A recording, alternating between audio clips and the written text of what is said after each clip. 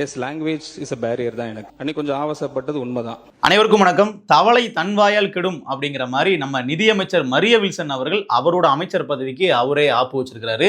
அதாவது தமிழ்நாடு சட்டமன்றத்தில் கிறிஸ்தவம் எனக்கு சொல்லிக் கொடுத்த அன்பின் மொழியை எவ்வளவு தமிழ் படித்தாலும் தெரியாது அப்படிங்கிற ஒரு ஸ்டேட்மெண்ட்டை பதிவு பண்ணுறாரு. இப்படி ஒரு விஷயத்த, ஒரு தமிழ் வர்சஸ் கிறிஸ்தவம் அப்படிங்கிற ஒரு டிபேட்டை கொண்டு வராரு பாருங்க. இதுவே முதல்ல ஒரு தவறான அணுகுமுறை. அப்படி இருந்தாலும் இப்போ அந்த விஷயங்கிறது ஒரு மிகப்பெரிய அளவு சர்ச்சையை ஏற்படுத்துது. இவரோட அன்பின் மொழி என்ன நாங்கள் பார்க்கலையா அப்படிங்கிற மாதிரி அவரோட கடந்த கால அந்த சண்டைகளெல்லாம் எடுத்து போட்டு உங்களுடைய அன்பின் மொழியை நாங்கள் பார்த்துட்டோம் சார் அப்படிங்கிற மாதிரிலாம் பல பதிவுகள். அதை தொடர்ந்து இப்போ இவருக்கு யாராச்சும் அங்கே பாடம் சொல்லணும் இல்லையா? இல்லைங்க, தமிழ் ரொம்ப உன்னதமான மொழி, அது பல விஷயங்கள் நமக்கு கற்றுக் கொடுக்கும் அப்படிங்கிறத வெளியே இருந்து வேற யாரோ ஒருத்தர் பாடம் எடுத்தால் பரவாயில்ல. அவருடைய கட்சி தலைவரும் அவருடைய வெற்றி தலைவருமான தமிழ்நாட்டின் முதலமைச்சர் விஜய் அவர்களே சட்டமன்றத்தில் அவருக்கு பாடம் எடுத்ததை நீங்க பார்க்கலாம். எனக்கு ஒரு மொழி என்னோட கிறிஸ்டியானிட்டி கற்றுக் கொடுத்துருக்கு. இது பாதி பேருக்கு எவ்வளவு தமிழ் படிச்சாலும் தெரியாது. நம்ம தமிழ் வெறும் மொழி மட்டுமல்ல, திரும்பவும் சொல்றேன், தமிழ் ஒரு மொழி மட்டுமில்ல, அது நம்ம உயிர், அது நம்ம உணர்வு. தமிழ் தாய் பற்றி சொல்லவா வேணும்? மொழிக்கும் பண்பாட்டுக்கும் பாரம்பரியத்துக்கும் பாதுகாப்பு உரிமையை கொடுத்துருக்கு தானே, முதலிடம் கொடுத்து தானே ஆகணும். விஜய் அவருடைய இந்த பேச்சு அப்படிங்கிறது மரிய வில்சனுடைய கூற்றுக்கு சரியா பொருந்தும். அவர் எப்படி ஒரு மதத்தை கொண்டு ஒரு தப்பிச்சுக்க பார்க்குறாரு இல்லையா? இப்போ பிரச்சனைங்கிறது அவர் தமிழ்ல நீங்க சரியா பேசுங்க அப்படின்னு ஒரு சட்டமன்ற உறுப்பினர் ராஜேந்திரன் அவர்கள் சொல்றாரு. ஐயா, நீங்க இங்கிலீஷ் நல்லா பேசுறீங்க, நீங்க தமிழ்லையும் பேச முயற்சி பண்ணுங்க பிழை இல்லாம, அப்போ ரொம்ப நல்லா இருக்கும்னு ஒரு ரெக்வஸ்டா சொல்றாரு. அதை வம்படியா இவர்கிட்ட சண்டை இழுக்கிறதுக்காகலாம் அவர் சொல்லலை. அவருக்கு அதை பார்க்கும்போது கஷ்டமா இருக்கு. நிறைய பேர், அதாவது சட்டமன்றத்தில் உள்ள எம்எல்ஏ ராஜேந்திரன் அவர்களுக்கு மட்டும் இல்லை, அந்த நிதிநிலை அறிக்கையை அவர் வாசிக்கும் போது பார்த்த எல்லாருக்குமே இருந்த விஷயம், ஏன் இந்த சின்ன சின்ன விஷயங்களோட ஒரு பார்த்து படிக்கும்போது தப்பா படிக்கிறாரு, அப்போ சரியா திருத்திக்கிட்டு படிக்கணும், அவரை மெருகேற்றிக்கணும் அப்படிங்கிற விஷயம் தான் நம்ம சொன்னது. கடந்த ஆட்சியில் பிடிஆர் அவர்கள் பேசும்போதும் அவர் நிதிநிலைக்கை படிக்கும் போதும் இது மாதிரி தமிழை தப்பா பேசும்போதும் நம்ம கண்டிச்சோம். இல்லை, அவர் என்னதான் அமெரிக்காவில் படிச்சுட்டு வந்தாலும் தமிழ்நாட்டு சட்டமன்றத்தில் தமிழ் மக்களுக்கு புரிகிற மாதிரி அவர் பேசித்தான் ஆகணும் அப்படிங்கிறது நம்ம சொன்ன விஷயம். இப்பவும் அதுதான் சொல்றோம். இவரும் அது சரியா பேசிதான் ஆகணும் அப்படிங்கிறது. இதை எல்லா கட்சியும் கண்டிக்கிறாங்க. இதை வெறுமனே இது திமுக வெர்சஸ் தாவேகா அப்படிங்கிற பிரச்சனை கிடையாது. இது தமிழ் தேசியம் பேசக்கூடிய நபர்களும் சரி, தமிழ் உணர்வாளர்களும் சரி, எல்லாருமே இதை கண்டிக்கிறாங்க. குறிப்பா சீமான் அவர்கள் ஒரு படி மேல, அவருக்கு பல அடுக்கு மொழியாக திருக்குறளை அள்ளி கொடுத்து அவர் பாடமே எடுக்க ஆரம்பிச்சிட்டாரு. என்ன சொல்றாரு அப்படின்னா, ஐயா, உங்களுக்கு கிறிஸ்தவம் உங்களுக்கு கற்றுக் கொடுத்த அன்பை பத்தி நீங்க பெருமையா பேசலாம், தப்பு இல்லை. ஆனா தமிழ் படிச்சா அந்த அன்பின் மொழி கிடைக்காதுன்னு சொல்றதுக்கு உங்களுக்கு என்ன உரிமை இருக்கு? நீங்க தமிழ் படிச்சிருக்கீங்களா அப்படின்னு சொல்லி சில திருக்குறளையே பட்டியலிடுறாரு. அன்பிற்கும் உண்டோ அடைக்கும் தாள் ஆறுயிர் புன்கணீர் பூசல் தரும் அப்படிங்கிற திருக்குறளை கோட் பண்ணி, இந்த அன்பின் பெருமையை உலகிற்கு உறக்கச் சொன்ன தமிழ் குறள்களை அமைச்சர் படிக்கலையா? அதோட பிறப்புக்கும் எல்லா உயிர்க்கும் என்று உயிர்களின் சமத்துவத்தை தமிழ் பேசுது, அதுவும் உங்களுக்கு தெரியலையா? பகுத்துண்டு பல்லுயிர் ஓம்புதல் அப்படிங்கிற மாதிரி உயரிய பண்பணிலாம் தமிழ் கற்றுக் கொடுக்குது, இதெல்லாம் உங்களுக்கு தெரியலையா? தமிழ் இலக்கியங்கள் படிச்ச இதெல்லாம் உங்களுக்கு தெரிஞ்சிருக்குமே, ஏன் உங்களுக்கு தெரியல? இப்போ நீங்க கிறிஸ்தவத்தில் நீங்க பைபிள் படிக்கிறீங்க, சரி, அப்போ உங்களுக்கு பைபிள் கற்றுக் கொடுத்த இல்லை நீங்க கிறிஸ்தவத்தின் மூலமா அன்பு மொழியை நீங்க கத்துக்கிட்டீங்க அப்படின்னா அது எல்லா மதங்கள்லையும் தான் இருக்கு. அதையும் சுட்டி காட்டுறாரு. இயேசு எப்படி அண்டை அயலானிடம் அன்பு காட்டு அப்படின்னு சொன்னாரோ, அதே மாதிரி நபிகள் நாயகம் அவர்களும் பக்கத்து வீட்டுக்காரன் பசியோடு இருக்கும் பொழுது நீ உணவருந்தாதேன்னு சொல்லியிருக்கிறாரு. அவரும் அன்பை போதிக்கிறாரு. அதே மாதிரி தமிழ் சைவ திருமுறையோ அன்பே சிவம் என்கிறது.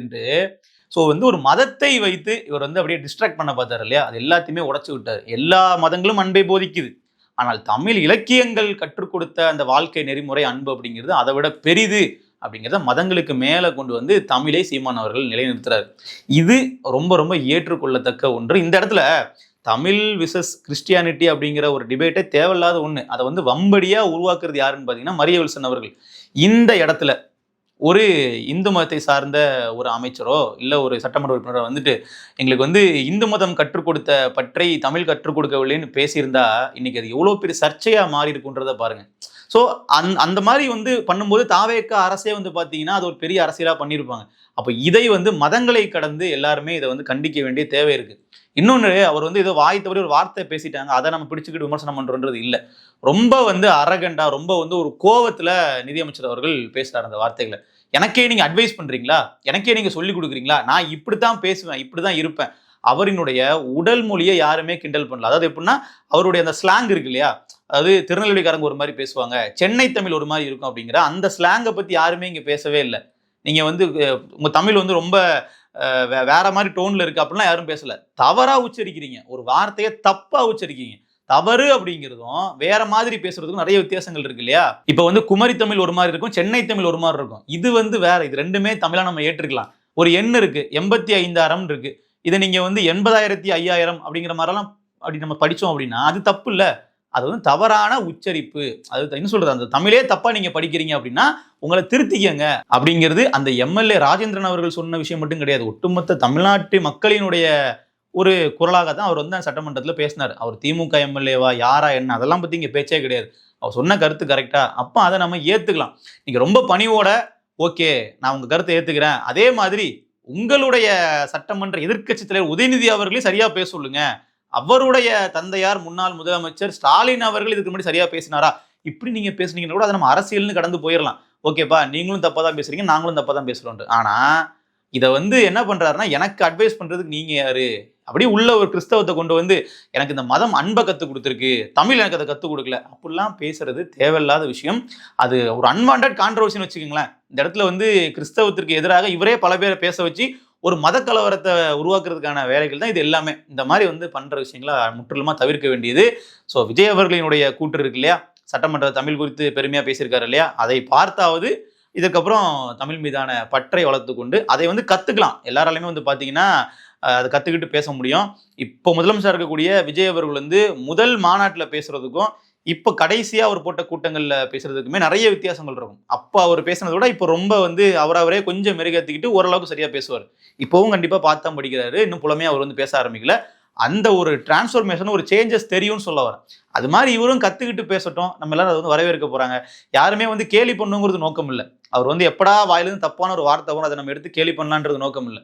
நீங்க சரியா பேச முயற்சி பண்றீங்கன்னா அந்த முயற்சிக்கு பாராட்டுகள், வாழ்த்துகள், அதான் சொல்ல வரோம். அதை நீங்க புரிஞ்சுக்கணும். ஆமா நம்ம பேசுறது சரியில்லை, தப்பு, சரிப்படுத்திக்கணும்ன்ற எண்ணம் இருந்துச்சுன்னா நல்லது. ஸோ அதுதான் வந்து சீமான் உட்பட பல தலைவர்கள் வந்து பேசுறாங்க. இதுல வந்து இவருக்கு பயங்கரமான எதிர்ப்புணரை இவரே வந்து உருவாக்கிக்கிட்டார். அது எல்லா தரப்புலையும் சரி. ஈவன் வந்து கிறிஸ்தவர்கள் தரப்புலேயும் வந்து பாத்தீங்கன்னா இவர் வம்படியா சும்மா இருந்த நம்மளை வந்து எல்லாருக்கிட்டையும் பஞ்சாயத்து இழுத்து கூடுறாரு அப்படிங்கிற ஒரு பார்வை தான் இருக்கு. கிட்டத்தட்ட கண்டன குரல் அப்படிங்கிறது எல்லா பக்கத்துல இருந்தும் வருது. ஏதோ ஒரு குறிப்பிட்ட தரப்பு இப்போ வந்து பிஜேபி வந்து கண்டனம் தெரிவிக்கிறாங்கன்னா அதனுடைய நோக்கம் அப்படிங்கிறது வேற மாதிரி இருக்கும். என்ன பண்றாங்கன்னா, இப்போ வந்து அவர்கள் இந்து மதம் விசஸ் கிறிஸ்தவம் அப்படிங்கிற மாதிரி அவர்கள் கொண்டு போக முயற்சி பண்ணாங்கன்னா அது வேற. இது அவர்கள் மட்டும் கண்டிக்கல. திமுக கண்டிச்சாங்கன்னா திமுக விசஸ் தாவேக்கான்னு ஒரு அரசியல் பண்றாங்கன்னு சொல்லலாம். அப்படி கிடையாதுங்க. எல்லா கட்சிகளுமே சொல்றாங்க, தமிழ்நாட்டில் உள்ள எல்லா மக்களும் சொல்றாங்க. அப்போ அந்த தவறை வந்து தாவேக்கா அரசு புரிஞ்சுக்கணும். ஆமா இப்படி அமைச்சர் பண்றாருன்னா அவரை வந்து கண்டிக்கணும். கண்டிப்பா வந்து பயங்கரமான கண்டிப்புகள்லாம் நடந்திருக்கும். ஏன்னா ஏற்கனவே வந்து அமைச்சரவையில் யாரெல்லாம் சர்ச்சைக்குரிய வகையில் செயல்பட்டுக்கிட்டு இருக்காங்களோ அவர்கள்லாம் வந்து மாத்திக்கிட்டே இருக்காங்க. அந்த வரிசையில தான் வந்து பாத்தீங்கன்னா மரிய வில்சன் அவர்களும் அந்த லிஸ்ட்ல வந்து இப்போ புதுசா வந்து ஆட் ஆன் ஆயிருக்கிறார். ஏன்னா இவரை வந்து அமைச்சராக தொடர விட்டோம் அப்படின்னா அடுத்த ஆண்டு நிதிநிலை அறிக்கை படிக்கும்போது இது கூடுதல் கவனம் பெறும். அப்போ வந்து நாங்கள் அன்பின் மொழியை வந்து பேசுகிறோம் அப்படின்னு சொல்லி எழுத்து பிழையா இல்லை உச்சரிப்பு பிழையா அவர் பேசிட்டு இருந்தாருன்னா கண்டிப்பாக வந்து ஏற்றுக்க மாட்டாங்க. இவருக்கு இதே வேலையாக போச்சு, எத்தனை தடவை சொன்னாலும் திருந்த மாட்டேங்கிறார் அப்படிங்கிற ஒரு பார்வை தான் இருக்கும். அதனால அடுத்த முறை நிதிநிலை அறிக்கையை வாசிக்க போகிறது மரிய வில்சனாக இருப்பதற்கான வாய்ப்புகள் மிகவும் குறைவு. எல்லாருமே வைக்கக்கூடிய ஒற்றை கோரிக்கை அப்படிங்கிறது மன்னிப்பு கேளுங்க, மரிய வில்சன் அவர்கள் மன்னிப்பு கேட்கணும் அப்படிங்கிறது தான். ஆமாம் நான் வந்து சட்டமன்றத்தில் தமிழ் மொழி குறித்து சற்று இழிவாக பேசிவிட்டேன், அதற்காக என்னை மன்னித்து விடுங்கள் என்று பகிரங்கமாக வருத்தம் தெரிவித்தால் மட்டுமே இதற்கு ஒரு முற்றுப்புள்ளி வைக்கப்படும்.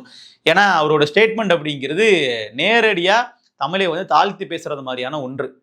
எனக்கு கிறிஸ்தவம் கற்றுக் கொடுத்த அன்பின் மொழியை தமிழ் படித்த பலருக்கும் தெரியாது அப்படின்னா அப்ப தமிழ் படிச்சவங்களுக்கெல்லாம் அது தெரியாது, பைபிள் படிச்சாதான் தெரியும் அப்படின்னு சொல்ல வராரா? அது ரொம்ப தவறான ஒன்று. இவர் இன்னொரு விஷயமும் பண்ணாரு. நிதிநிலை அறிக்கையை வாசிக்கும் போது அதுல வந்து பாத்தீங்கன்னா ஜபமாலை வந்து கையில வந்து கொண்டு போனார். அது நமக்கு ஒரு பிரச்சனையா அப்படின்னு கேட்டீங்கன்னா கண்டிப்பா பிரச்சனையே இல்லை. அது உங்களோட நம்பிக்கை நம்ம விட்டுறலாம். ஆனா இந்தியா முழுக்க இதே நிலைமை இருக்கா, தமிழ்நாடு முழுக்க இதே ஒரு பார்வை இருக்கான்னு ஒரு விஷயம் இருக்கு இல்லையா?